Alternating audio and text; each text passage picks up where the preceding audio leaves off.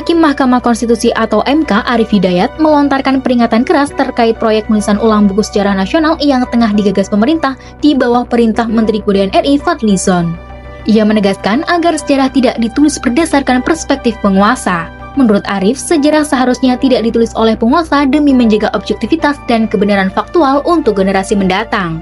Peringatan ini mengemuka di tengah progres proyek yang dilaporkan telah mencapai 80% penyusunan. Pernyataan tajam tersebut disampaikan Arief Hidayat menanggapi sorotan publik terhadap proyek yang diinisiasi oleh Kementerian Kebudayaan. Ada pameo sejarah itu dituliskan oleh orang yang berkuasa, supaya untuk penulisan sejarah yang akan dilakukan, jangan gunakan pameo itu. Sejarah harus ditulis secara objektif, tidak ditulis oleh orang yang berkuasa. Itu saja, kata Arief kepada wartawan saat ditemui di Lenteng Agung, Jakarta Selatan, Senin 30 Juni 2025. Arief menekankan sejarah yang ditulis berdasarkan kepentingan kekuasaan berpotensi besar memunculkan kekeliruan dan menutupi fakta-fakta penting.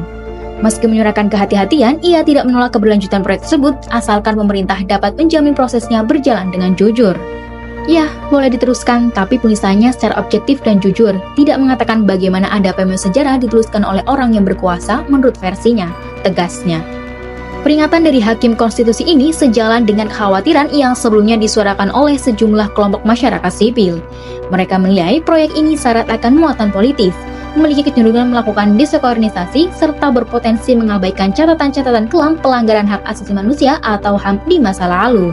Di lain sisi, pemerintah melalui Kementerian Kebudayaan memastikan bahwa proses penulisan ulang buku sejarah nasional Indonesia atau SNI terus berjalan dan akan segera memasuki tahap akhir.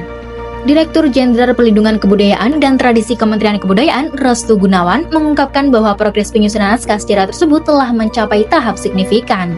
Progresnya itu sudah 70% sampai dengan 80%, ujar Restu di Jakarta pada hari yang sama. Menjawab kekhawatiran publik mengenai objektivitas, Restu memastikan pihaknya akan membuka ruang partisipasi seluas-luasnya. Kementerian Kebudayaan berencana menggelar uji publik pada bulan Juli 2025. Uji publik ini akan dilaksanakan di 3 wilayah yang mewakili Indonesia bagian Barat, Tengah, dan Timur.